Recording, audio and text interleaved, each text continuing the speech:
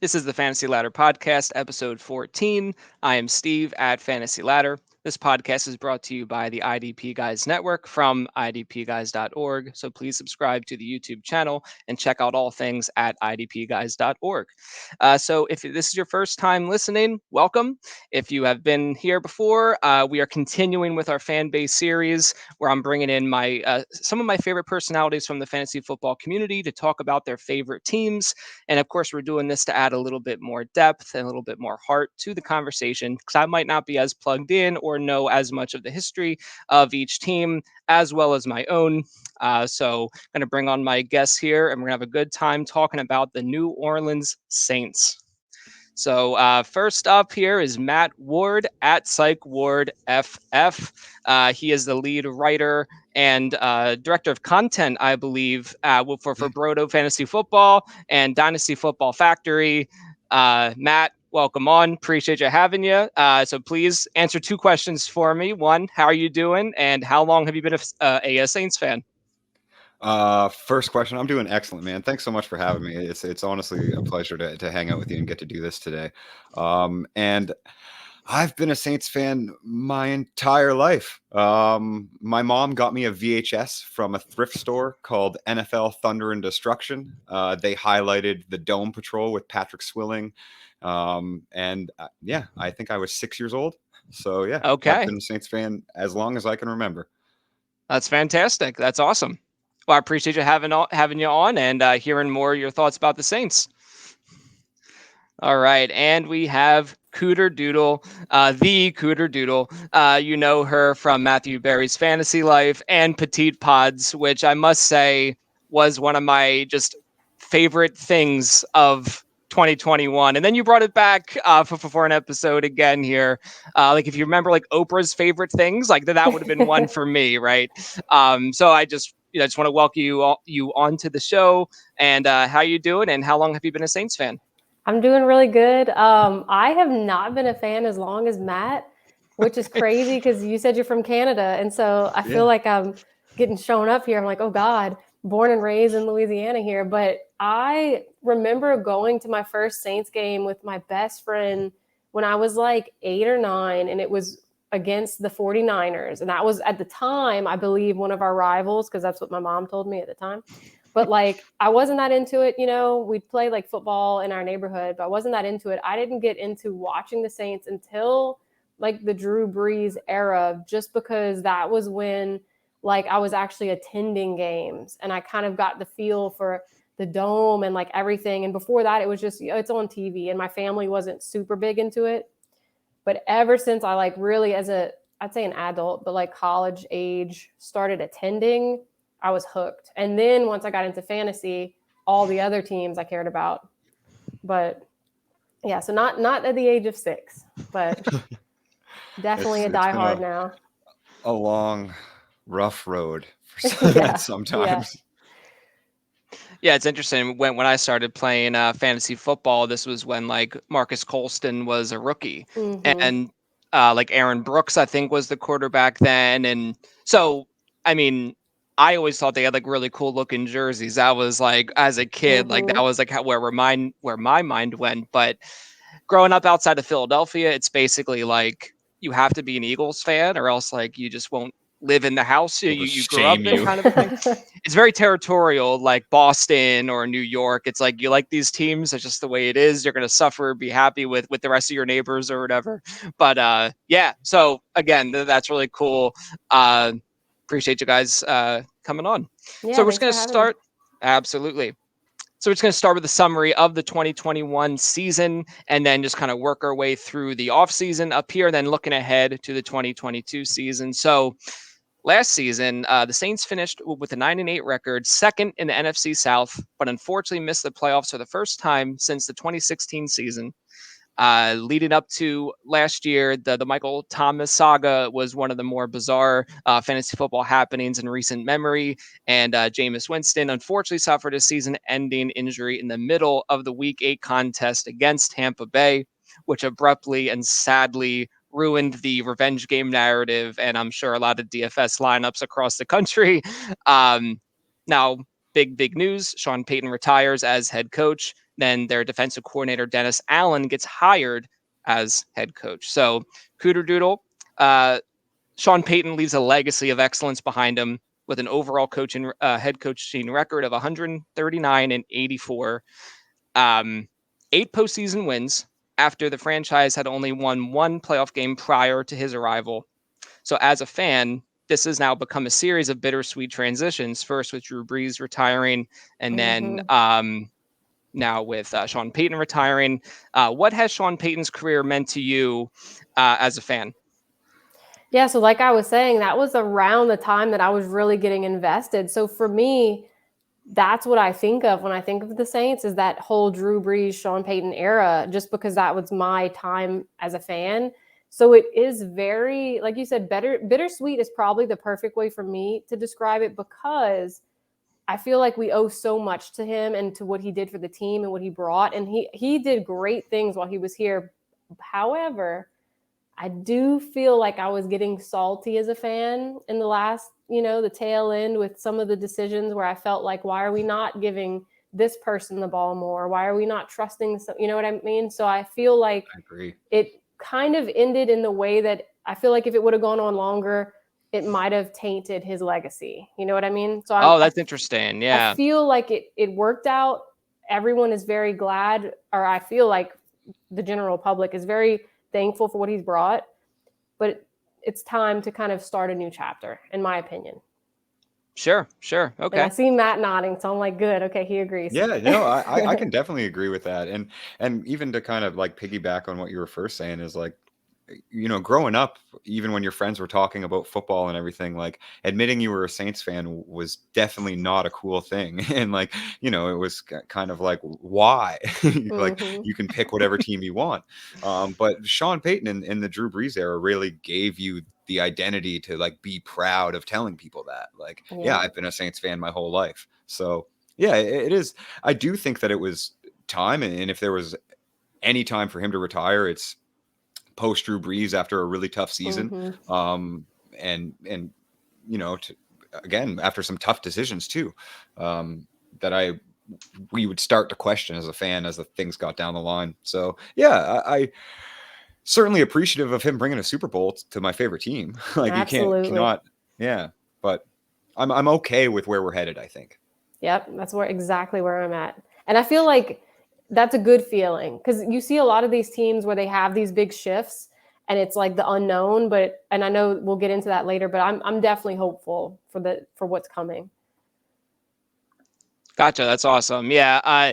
Again, it was just kind of a bizarre way to end the year. Obviously, Jameis Winston got injured halfway through, and then we had the whole Taysom Hill and his package experience, right? But then he suffered an injury. Then you had a week of like Ian Book, and then like that was not pretty.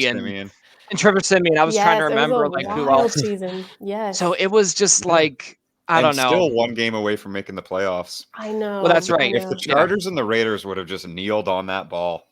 I'm telling you, there's so many times. I swear, it's a ripple effect across the entire league. It is. But like, how many times as a Saints fan it's like it literally came down to this one thing, and we're like, if it wasn't for this tiny little play or this no call or this whatever, I feel like you know what I mean? Like, and I'm sure every fandom has that story every season, but I feel like every time we're like so close, Yeah, and I don't want to like bring up like old stuff, right? But there is like just the devastating endings to some of these recent playoff games, with the Vikings and the Stephon Diggs, and then the no call in that game against the Rams. Just one of the more horrendous mishaps from an official, like when that baseball player's perfect game got ruined on the last out. Like, I mean, it's up there with that in my opinion. Just it's horrible. Yeah, I think it's one of the worst calls in the history of sports, or I guess no calls, but still, that's one of the like. Yeah, it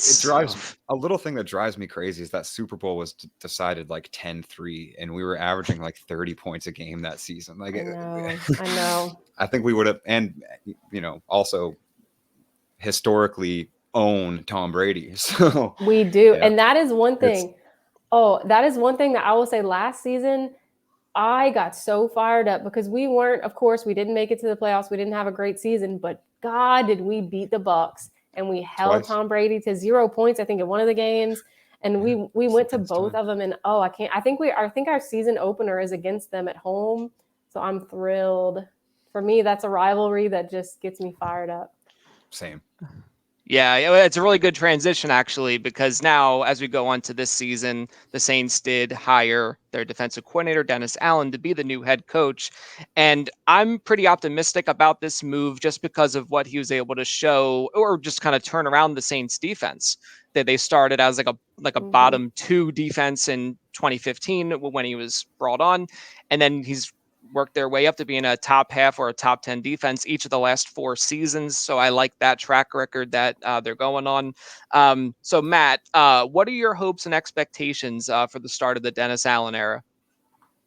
I mean, hopes are pretty high for sure. And I think you kind of prefaced it perfectly is he's had a track record of success with this team specifically. He's got a ring as the DC.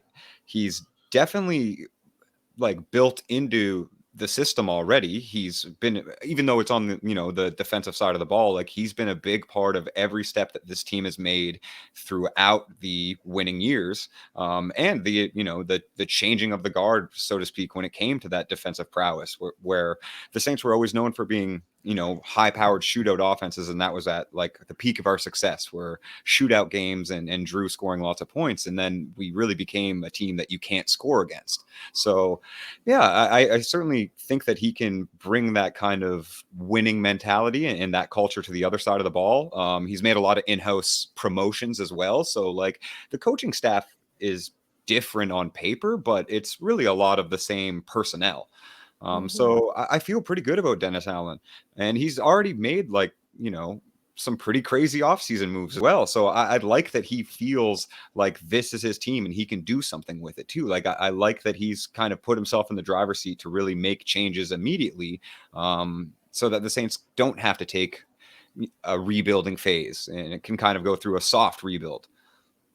Yeah, Right, to add right. to what A Matt's retooling saying, phase. yeah, There you to go. add to what Matt's saying, that for me, I feel like is what makes me the most hopeful for this is there was so many, and I mean, like, I guess it's not quote unquote shocking, but people didn't expect us to do the draft that we did. You know what I mean? Like they didn't expect that. And so to add to what you were saying, he is taking it on and everyone's trusting him enough to say, yes, do what you want, move up, take this wide receiver early, whatever. And so that makes me excited because I was nervous of, are we like back when they announced that he was the head coach, I was nervous of, are they just trying to pick someone familiar just to kind of satiate everyone for a season or two? But when I saw them make moves, I said, okay, they trust him. We're actually doing something. You know what I mean? And that makes me excited for the season. Right. Yeah. Like I think he has a long leash with the organization. I don't think there's going to be immediate coaching turnover, which is good news Correct. for all of the people that he now wants to develop. Yes. Build onto it and let's see where it can take us for sure. So definitely a high level of anticipation from the two of you. I mean, it's always high because it's just football and it's like the long summer, like waiting for it. But would you say it's like pretty standard, or is it like a little bit higher of a level of anticipation just because of all the newness? What do you I'm guys more think? excited than last Me too. season, personally. Yeah. Yeah. And it is. And again, I don't want to like throw Payton under the bus, but it was kind of like nobody really even expected them to do as good as they did last season, right? Yep. So going into it, the hype I think was kind of very minimal, and then it grew throughout as it was like, wow, we beat the Bucks twice. Like we can really kind of beat any team this year, and one game away from the playoffs. Okay, like, so but coming in with all of this newness and off of a better than expected season, I think that there is like a tangible excitement for sure in the fan base. Well, and remember where we were last season, a year ago, we didn't even know who our quarterback was going to be. They were still fighting. And it was this frustrating thing as a fan, because I remember thinking, why? Like, let Taysom do what he does best, which is no one knows what he's going to do. Don't put him as a head. You know what I mean? Like, don't be the quarterback. And so now going into a season where we know where all the pieces are and we don't have this unknown, I'm super excited. I just want everyone I didn't even healthy. think about that. That's true. I mean, that is great. Yeah. We just need Michael Thomas on the field. That's what we need. Yeah, everybody healthy. Yeah, I think the health of Michael Thomas and whatever's happening with Kamara will definitely dictate a lot about how I will view these players in my drafts this year, and made a Yes. lot of tough decisions for like Scott Fishbowl and with like the Warrior Mhm. Bowl is happening right now. It's The like, earlier drafts, yeah. I mean, yeah, it's especially in these leagues where you can't do trading, right? So Yes. like if there's trade involved, I may be a little bit more aggressive in doing that than try to like, flip or whatever, you know what I mean? But in these leagues where it's like these are your guys, you can only lose them or get rid of them by dropping them, which I mean you wouldn't do, so it's kind Mhm. of a gamble. It's just interesting. But yeah, so I will get into a lot of that a little later. Okay. So we're gonna break down their free agency moves as well as the NFL draft. And some of these free agency moves happened after the NFL draft, which I found Mhm. very fascinating because some of these players were just kind of lingering out there forever. But either way, I would say the most notable losses were to tackle Taron Armstead and Yep. losing safety Marcus Williams. On the addition side, they did retain quarterback Jameis Winston.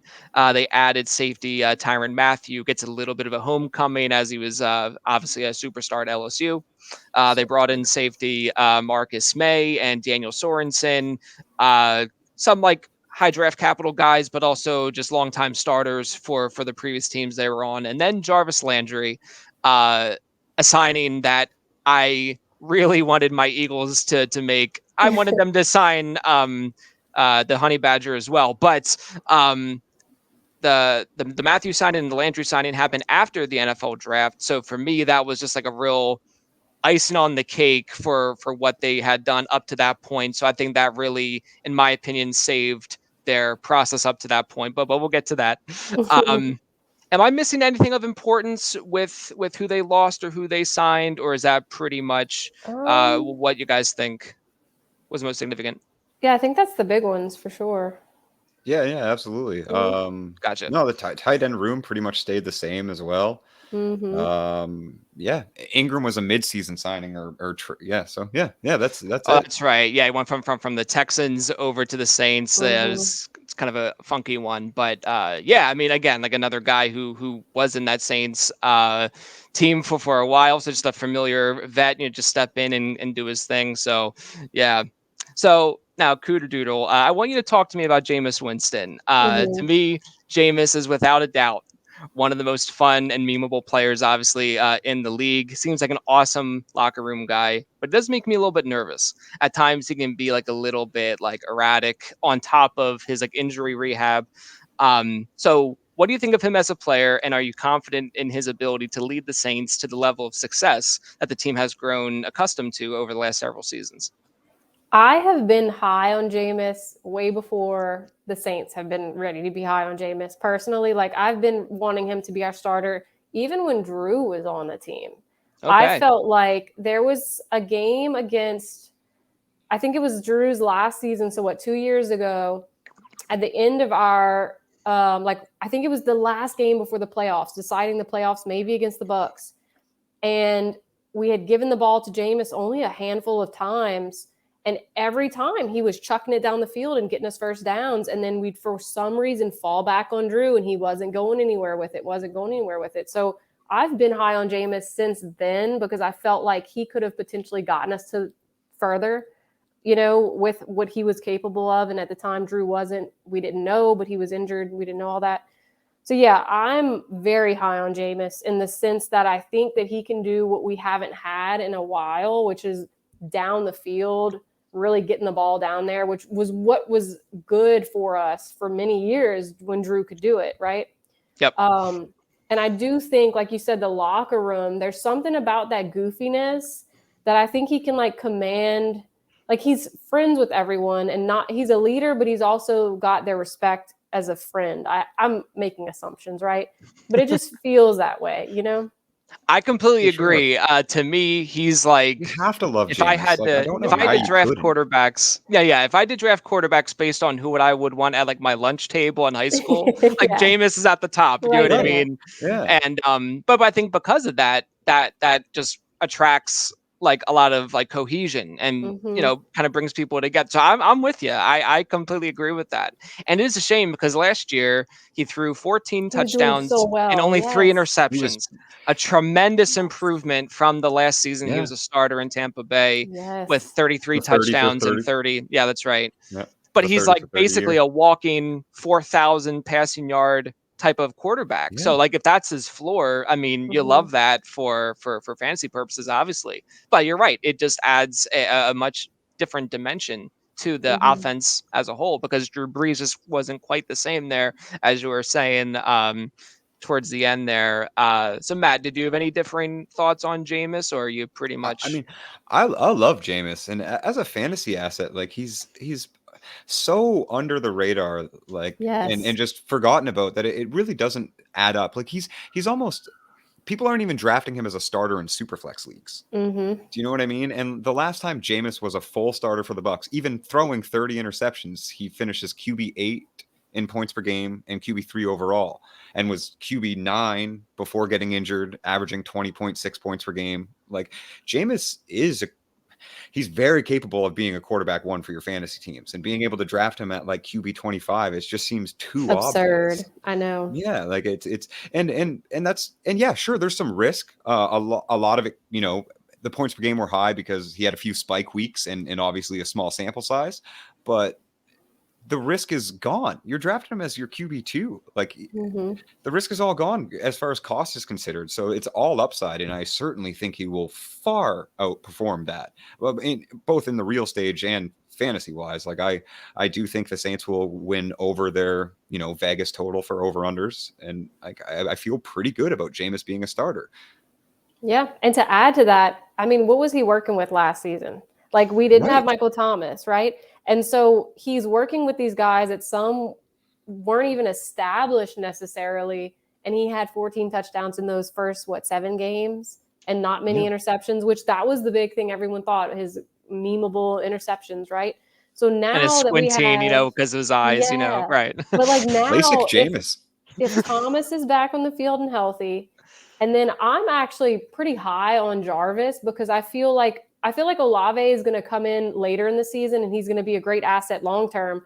But Jarvis is a veteran; he knows what he's going to be doing on the field, and so I just imagine like in Scott Fish, I took him later on because I'm like, he's got to rely on somebody. If Thomas isn't there, he's going to go to Landry, and even if Thomas is, he's still going to rely on him. You know what I mean? So I really am excited. I think it's going to be a good season. Yeah, I really do. Yeah. I So really like Jameis. yeah, is there any concern over his rehab, or from what you guys are hearing, is he I have pretty no good to idea. go? I think the last thing I saw was that he shedded his knee brace, and obviously we still have nearly 2 months until the season begins, like 2 months minus 10 days or whatever, but still, you guys would feel confident that he's on track to just be fully functional and ready to go? Well, that was the last that I kind of saw as well, as he was upping his rehab. He was ahead of kind of pace, because it's not even like, I guess they're going to attend mandatory training camp very soon, but Gotcha. he was kind of supposed to be limited during mandatory training camp, and now there's no word of that happening. So yeah, I feel pretty good. Yeah, I Yeah. think to me that would probably be my only hang up at this point. But again, like most drafts aren't going to be happening for another month anyway. So I think he will be a massive riser as far as ADP is concerned, because I mean he's going where like Carson Wentz is going in Superflex. That's Oh, just and I I definitely think it's just trust him more. silly. You know what I mean? Yeah. Yeah, Like if they both are 100%, I mean he's a couple tiers ahead. I mean as far as as far as I'm concerned. But But yeah, so it's just interesting to me. But hope his knee's all right. Hope he can stay in there and stuff. So well, and cool. even if he is limited in training camp, like they've said openly, and Taysom is not like taking snaps at quarterback. Like Jameis will be, even if he's limited for however many weeks of training camp, he will be the week 1 starter, and Yeah. is it presumably has to be fully healthy for that. So Yeah, that's a good point. Like there's not any what ifs really talked about. So yeah, right. I'm pretty I confident think it'll be no fine. news is good news here. Yes. Oh, Yep. perfect. Okay, that's great. Yep. Yeah, no, that's helpful to know, because it's just there's a lot to read and not read this time of year, if that Mm-hmm. makes sense, Right. So Yeah. I think a lot of it's really going to matter in just a couple of weeks. It's not even that far away Mm-hmm. until we're going to see all the training camp like highlight catches and everything, and everyone's going to go like gaga, Yeah, and it's going to be crazy. quad season soon and all that. So, but Well, like Matt said, though, if you're in Superflex and you're drafting early, that's prime time. Just scoop them up late. Yeah. No risk right there. So, absolutely. Okay, so obviously free agency is one way to build a team. Another way to build a team is through the draft. So just gonna run through some of the most notable picks here. Round 1, pick 11, wide receiver Chris Olave from a trade up from 16 with Washington. They selected Olave. Then round 1 again at 19, they drafted a tackle, Trevor Penning. In my very first episode of this show, I did a NFL mock draft, and I had 4 exact hits in that mock draft, and nice. Trevor Penning was one of those. So that was pretty Good interesting. call. I was just thinking, well, if I hit one, that's gravy. If I pick one, it's like kind of a close position. That's whatever. So that was kind of shocking to me, but that was cool. Round 2, Alontae Taylor. He's a quarterback. Then in round 5, they take a linebacker. Round 6, a defensive tackle. So earlier, it seemed Very like you Dennis guys, Allen draft. Yeah, yeah, yeah, exactly. definitely. So it seems like earlier you guys were alluding to that you were very happy with the Chris Hmm. Olave selection. Um, if they were to target like a wide receiver like they did, would Olave have been the wide receiver you would have wanted? Or are you good with the direction they went? Yeah, I mean, I don't watch a lot of college. I was more focused on the narrative, like I was saying, that the fact that we moved up and did something that wasn't necessarily what the Saints were expected to do, and how that made me have more faith in their faith in Dennis Oh, Allen. sure. You know what I mean? Right. For me, it Yeah, was that's a more good that point. than the exact player that they took. Right. And I mean, as soon as I saw like that second trade, because it took Hmm. 2 moves to get them up there, Hmm. right?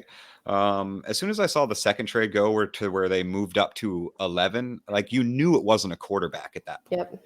When there was kind of some rumblings that maybe they would have gone Kenny Pickett or Malik Willis to replace Jameis, or to get them to prepare to replace Jameis even.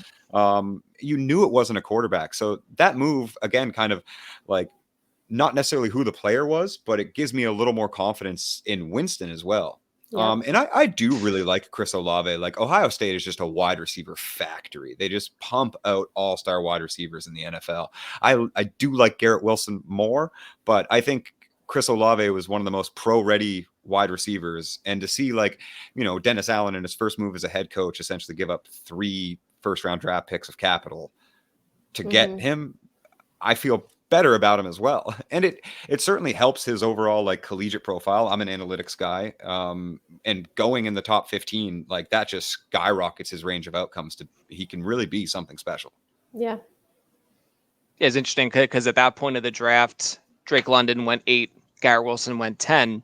Then they jumped ahead of Minnesota, took Olave. Then right away, the Lions traded with Minnesota to get Jameson Williams, and then Dotson went and Burks went. Like it was pretty wild. I mean, Hmm. so I think they had an idea of the desire for the league to get some of those guys, And I think the fact that they didn't get a quarterback really does speak to the level of confidence that they have in Jameis. Yep. I just figured with giving up all that capital, I thought that they were going to make a move for a quarterback. Like that seems like the kind of thing Same. you'd give up for a quarterback of the future. But again, there's still plenty of time to tackle that position because it's not like Jameis is like ancient or anything. He's what, 28 or That's what I was something? going to say. I mean, 28. Jameis is still relatively young. And if you think it's almost kind of like, I don't know what the word is, but I mean, like, remember when we got Drew, he was off of an injury and like so it's kind of like maybe we can repeat that, right? Maybe we can bring Right. it all back to Jameis. Serendipitous. Yeah. Like something Kind of. Yeah. magical and romantic about it, right? Like we're kind of Right. repeating it. I like that. Yeah, that's cool. I never thought about that, but that's true. Yeah. Yeah, of course, Breeze came from the Chargers, and then, Hmm. the Chargers Yeah, just off that continue to terrible shoulder suffer. injury where like he Correct. wasn't even supposed to really be able to play football anymore, Hmm. and then becomes like the Drew that we know and love.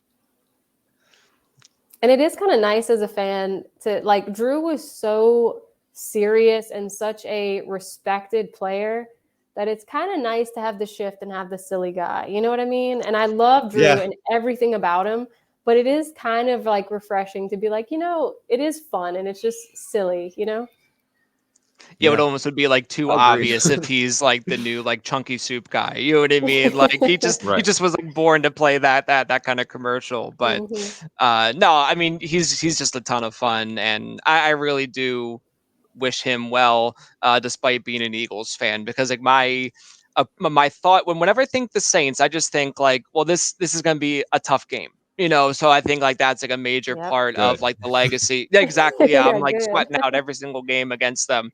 And of course they gave us a couple of early exits in the playoffs, and either way, but yeah. So I think Jameis, just the entertainment value is just through the roof.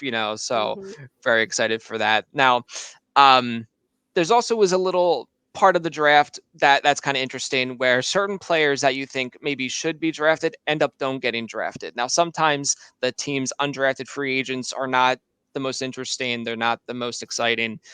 For example, with the Eagles, I was very happy that they were able to sign Connor Strong as a quarterback option. Was surprised that he did not. Yeah, Carson Strong. Sorry, I was surprised that he did not get drafted. Maybe it's just too much of like a medical red flag for some teams. But Matt, I just wanted to mention that I loved the prospect threads that you put together leading up to the NFL draft and through the rookie draft season. I know you and I have both collaborated with Michael Short, who's at Third and Short on Twitter. Just phenomenal artwork and just really awesome Phenomenal stuff. human. But He's I a mean, it great just guy. he's the best. He But really it just is. was such a I know the term thread is like the whole thing with that anymore, but There's like a I negative did. connotation to that now. It's so Oh That's no. silly, right, yeah. yeah. But I thought your stuff was really great because I it drew the appreciate that. eye in, and then all the amazing information that came with it, I thought was great. And I know you are like a little bit of a deeper dynasty devy analytics kind of guy. Can you tell me about Abram Smith? He was an undrafted free agent by the Saints. He became a very popular like late like rookie draft pick during like the months of May when a lot of those dynasty rookie drafts are happening. Is he someone that we should be interested in or not so interested in? What's your take on him? Well, I think it's kind of going to play into a bit of what this draft means for the Saints. And it kind of is narrative based. And I don't really take a lot of narratives, but a player that we passed on that they selected 19th, rather, Trevor Penning, who has the highest run blocking grade of any offensive lineman in the history of PFF's database. So, like, they want to run the football. I really do think that they want to run the football and not to take volume away from the passing game, but to open it up. Right. Yep. We saw last season Ingram is getting up there in age. They can't really get it between the tackles the way that they used to. And that's not really Alvin Kamara's game either. We know what Kamara is. He's a, target hog, swing pass, get me an open space, and I will break 42 ankles on the way to the end zone. So I do think there should be some interest in Abram Smith. And I think the narrative of the interest comes with how much money they paid him. They gave him the largest guaranteed contract in the history of undrafted free agents. Wow. Yeah. So, like, he's making more money than their 7th round draft pick. And you know what? To add to that, like Okay. you said, narrative, I mean, money talks. It means something, right? Yep. It's not just a story. Like, it does matter. So, man, I didn't know that. That's really interesting. Yeah. And Abram Smith he's just a hammer. I mean, he had really limited work as a running back in Baylor because he played linebacker and he switched like back and forth between the two, like reclassified multiple times. But even when he was a linebacker, like he had this insane stretch where he had 48 solo tackles in 5 games. Wow. Like he will break through anything in front of him. So I think they look at Abram Smith and they look at Mark Ingram and they look at how that offense has functioned, and Kamara's still in his prime. And we're obviously, functioning right now under the assumption that he's going to play most of the games this season. Yeah, I do think there's some interest there. And you kind of spoke on it, Steve, is in your late round rookie drafts, if you're still doing dynasty drafts or like as a last pick in your, redraft or best ball, like, and he was going actually quite a bit earlier than that in the Scott Fish Bowls. So yeah, I do think there's some intrigue there. And it's definitely rushing upside intrigue. He's not going to catch many passes, but I mean, Mark Ingram led the league in touchdowns with Kamara in the backfield. Absolutely. So. No, that's a good point, because Ingram is one of those players that I don't know where he fits in this season, honestly. Like if Kamara is not suspended this season, let's say he's here for playing all the games. Yeah, Ingram's getting older. He knows the team, but are they going to rely on him like they used to? I just don't know. So yeah, you bring up a good point. If this guy can fill that role, that'll be interesting to see. And I think your point about the narrative, I think, does hold up, because it's not like the Saints have this garbage defense anymore. They have a really tough unit, So I think if they can keep the points against down, and Jameis can just do his thing, but also control the clock too with the running game, I can absolutely buy that as a narrative to buy into. And it is very exciting that he's you said he was a linebacker. He's only played running back a little bit, right? So I think it's kind of exciting. Yeah. He's just this kind of learning the position in really just a fantastic situation, So I think that's very exciting. But in these deep dynasty leagues, he's just like the exact kind of guy you just want to throw on your taxi. You know what I mean? It's just perfect. Just see what 100%. happens. If he gets cut, no harm, no foul. But if he can see it through, fantastic. But again, I think his current season relevance may depend on the Alvin Kamara legal situation. If there's a suspension there, I mean, he could get at least on the field, which is just better than being a practice squad guy or something. So yeah, no, I appreciate your insight there. That's awesome. So looking ahead now to this current season, after reviewing the schedule, what do you think are realistic expectations in terms of a win-loss record? We'll start with you, Cooter. I'm always so weird about this stuff, because I'll look at the teams and I'm like, man, that can go either way. You know what I mean? But I'm going to be hopeful, and I definitely think we're going to do better than last season. And I don't want to be cocky, but I think we can get 11 wins, I was going to say 11 wins. Okay, good. I really think we can do it, Me too. And I mean, legitimately, and this is probably going to sound crazy, but I think we can sweep the NFC South. I think we could. I mean, look, Brady doesn't have Gronk anymore.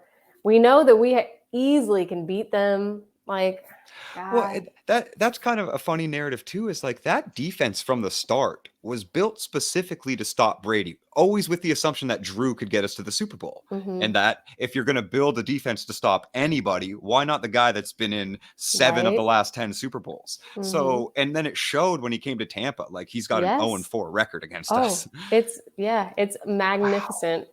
So that defense really is built just to stop Tom Brady. And I mean, Carolina and Atlanta just are not going to be factors this season. So I'm not worried about I know that is bold, but even if we lose 1 to Tampa Bay, that's 5 wins there. And we have a pretty middling strength of schedule. So yeah, I think 11 wins is very legitimate. Can you remind me which divisions they play? Because for example, the Eagles play the AFC North and some other things. Do you know who the general... our first, looking at it right now, so our first few games, it's Falcons, Bucks, Panthers, right? But then we have the Vikings, Seahawks, beating the Seahawks, Bengals, Cardinals, Raiders, Ravens. So I mean, that's a Steelers, tough, yeah, but that's a tough stretch too, for sure. We have a tough, man. But imagine with the start, if we take the Falcons, the Bucks, the Panthers in the first 3, we're going to be so fired up. The Vikings, it'll be a good game. That's going to be a good game. It might be close. Vikings, that's a low-key rivalry now. But that's going to be a good game. And then Seahawks, not even worried. Bengals, I'm a little worried, but I think we'll be fine. Oh, Gotcha, I'm excited. So Yeah, and 11 then the wins. I Raiders, want to write Ravens, that down. and I mean, I'm gonna be the good luck charm. I'm gonna be at that Right? Ravens game, so we're definitely Yes. winning that one. Oh, Absolutely. You're there you traveling go. down. They can't lose for that, right? Yeah, You're going all that way. There's no possible way, that they're going to lose for it's you. true. That's awesome. Yeah, it's it's an interesting question because um over some of these fan base shows that I've done, that there can be a bit of optimism or a bit of confidence, which I think is good. But then there's also some teams that are just very pessimistic. Like I Hmm. did a show covering the Panthers and the Falcons just within the last week. And all those guys are just like, yeah, we're just looking ahead to 2023, Can you blame 2024. Yeah, them? yeah. Can you I Just blame can't, get them? me, but get me like Bryce as Young, a get me C.J. Stroud. if I've Yeah, learned anything as a Philadelphia sports fan, just expectation management is just so important for the experience of being a fan. Hmm. Because well said. because Expectation there's management. seasons where I'm all in, fired up, and they just like fall on their face, and it's just very sad. It's just a sad man in this house. And then there's some years like last year where I had very low expectations. I didn't know what Nick Sirianni was going to do. I just was excited to see like how Jalen Hurts could develop, and it was a pleasant surprise. I'm like, well, this is great, Hmm. And then that they embarrassed themselves in front of the country, losing to the Bucks in the playoffs. So that's like, oh, well, there it is.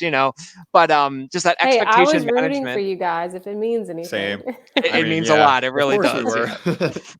Oh, of course, yeah.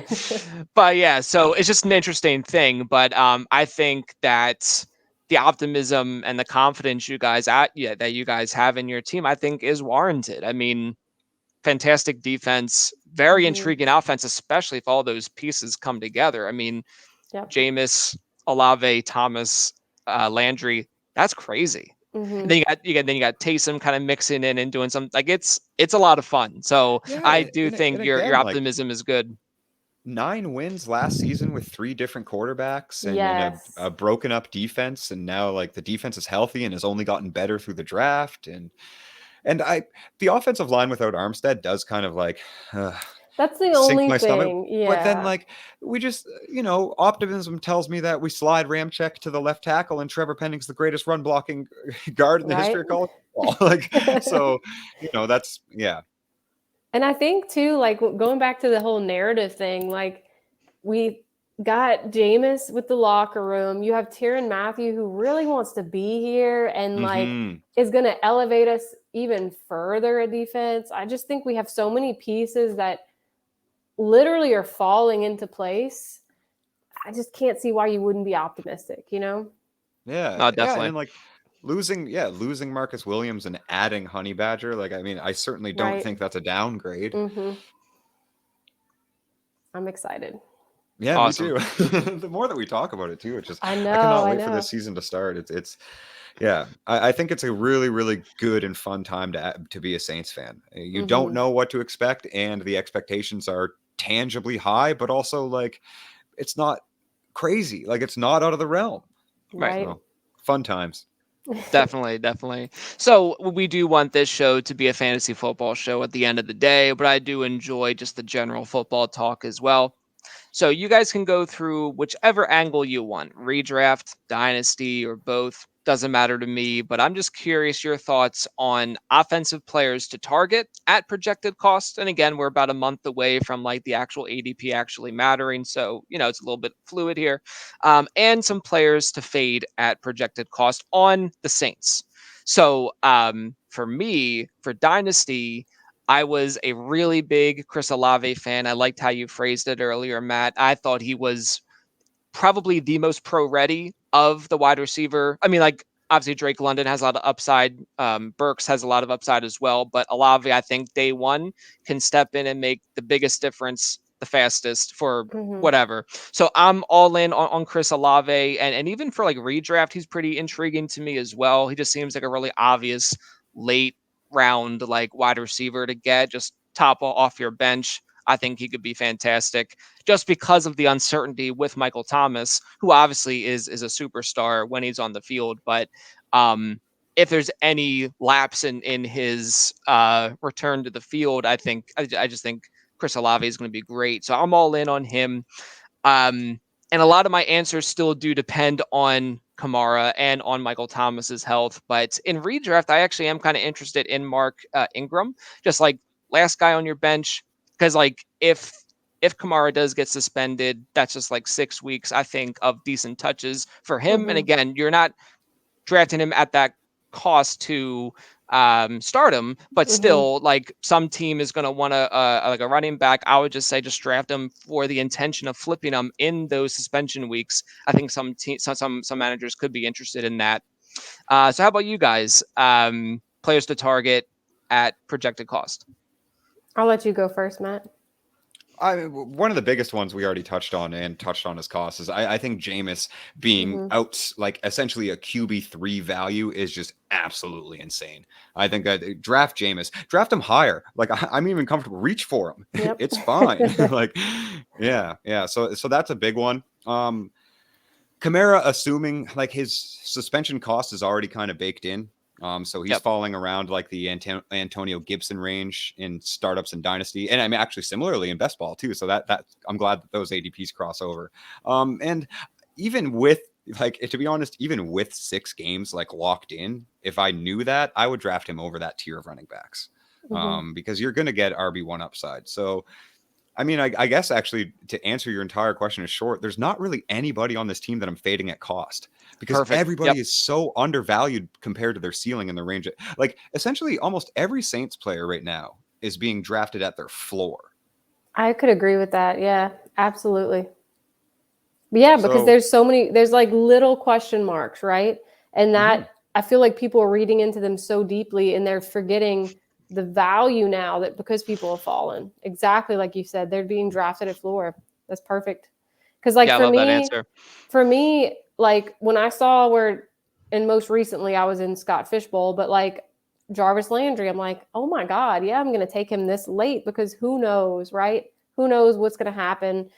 Absolutely agree with Jameis. Reach for him. He's one of the guys that like, I don't know if I would be at this point in the season comfy taking him as my starting quarterback. But if you're in a home league or something where you're drafting early for whatever reason and you're punting at QB and going for someone late, he's not the worst guy to take, you know?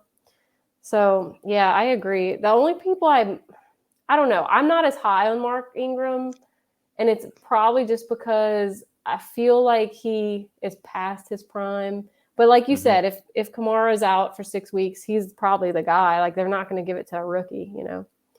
Yeah, I do think that it's just a pure volume play at that point, and there he will get some volume for sure. How effective he is with it is a different story. And I guess the riskiest asset is Michael Thomas. Yeah, I think so. Because we just don't know about the ankle right now. And we said it earlier, like no news is good news, but because of how long he's been out, you kind of want to hear good news. Yeah, I know. And not even that, like going back to the whole locker room stuff, there was so much drama surrounding, like it wasn't just an injury. It was the like not answering phone calls, didn't get the surgery. Was he supposed to get it earlier? And what happened? Like there was so much going on with that's why I personally haven't drafted him in any leagues, because I feel like it's not just an injury thing. It almost feels like Antonio Brown-esque. You know what I mean? Like there's something. There was a lot of like turmoil for sure. Yes. Like the it's cryptic not, tweets, you know. Yeah. And I don't even know how you talk about it on paper, but it's like, I feel like there's something there. And maybe now that Payton's gone, maybe now that wasn't he one that was really wanting Matthew, like maybe he's happier and he's, you know, fighting for himself more. But I just felt like last season, it just didn't make me comfy. You know what I mean? There's too much going on there.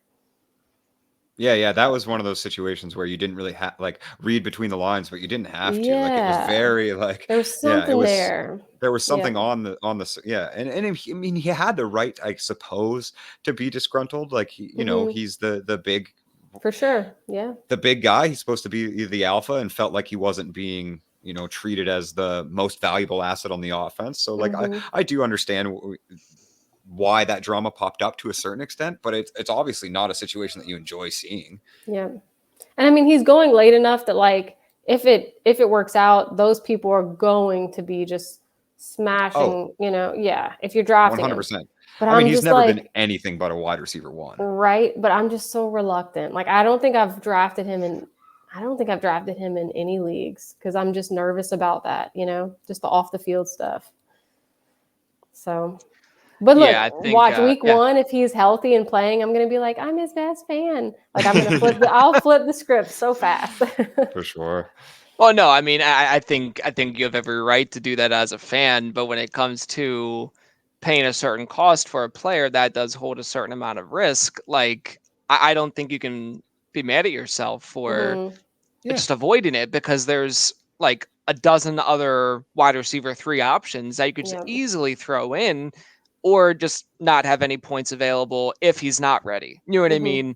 mean? So again, like my fades at this time, right, would be Thomas and would be Kamara. Mm-hmm. Now I have a decent amount of Kamara in Dynasty, so I'm just kind of patiently waiting, just to Yep. see what happens there. But it's just one of these things. If I'm drafting today, I'm probably not going to be getting them a lot unless just the cost is just too good to pass up. But like with these like suspension guys, I kind of have it like classified into like three players, like, and the cost gets lower and lower and lower. Obviously, you have the Deshaun Watson thing, you have Mm-hmm. Alvin Kamara, and you have I said this last time, I didn't say it right last time.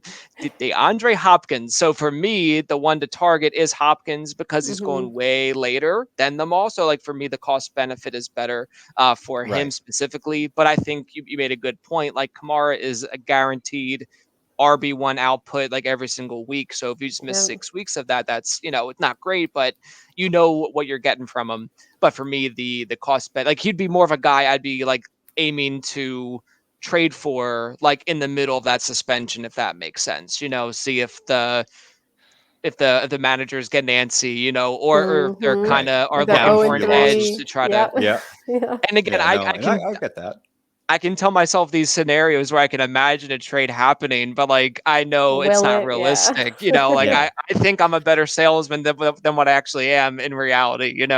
But yeah, so it's a very interesting situation, and it is all very fluid right now. But very intrigued overall by all the Saints, just like you said, Matt. I think they all are buys for a lot of reasons, and again, it's just you want players on good offense that are going to get yards and points, and that's exactly what I think they're going to do. So, yeah. And think about last season, how many people dropped like so much fab on Callaway during the preseason games. Oh Like, yeah, that 2 touchdown preseason game. Whew, right? Like, that was a nice catch. imagine if we come out balling with some of these guys in preseason. I mean, now's the time to scoop them up, Yeah. Well, that even though guy was Callaway didn't me. pan out, right? But That guy was me in Scott yeah, Fishbowl last year yeah, because I drafted Gus Edwards. And he got injured like, in uh-huh. preseason, so I had a spot to fill. So I dropped, and I'm like pretty aggressive with like my fab when I think there is like a legit Mm-hmm. opportunity, like I Same. thought Oh, I did Callaway could too. I be. did too. You know, I make like one waiver bid a season, and it's for all of it. So I literally did a $50 bid out of 100 on Callaway and a $45 bid on Tyson Williams. I got both of them. Nice. And that gave me $5 for the rest of the year. And of course, I had a lot of other injuries in Scott Fishbowl, like Jerry Judy, which was like he was injured, but not to the degree that you wanted to drop him, right? So it just was this Mm-hmm. real like Yeah, ugly. because he like kept playing through it or after the high ankle sprain too. Yeah, Mm-hmm. And I didn't it was a realize how triggered headache. I was going to get by that comment you made. But no, I was that guy who spent up on Callaway and just didn't happen. But either way, again, you're falling for that offense. You're falling for the player who can make a difference. Like, oh, he did it in preseason. Surely he can do it in the regular season. But then again, that's what Terrace Marshall did too. He blew it up in preseason and then just turned into a pumpkin in the regular season. But Terrace Marshall. there That was you a whole go. lot of that's admittedly a whole lot of helmet scouting on my part. My Terrace Marshall investments. I was like, everybody on that LSU offense, just give them to me. So yeah, you just look at the big frame and the helmet. Like, well, what could Yeah. possibly go wrong? But yeah, crazy. So, guys, I think we did it. I think we have a lot of good perspective on how the Saints are going to play this year, what we can expect in real life football and for fantasy football. I just want to thank you both again for coming on the show and talking about your Saints. So, we're just going to do a little round of content plugs. So, Matt, I guess we'll start with you. Let's go around the horn and share what you're working on and what you got coming out. Always working on stuff for brotofantasy.com at brotofantasy.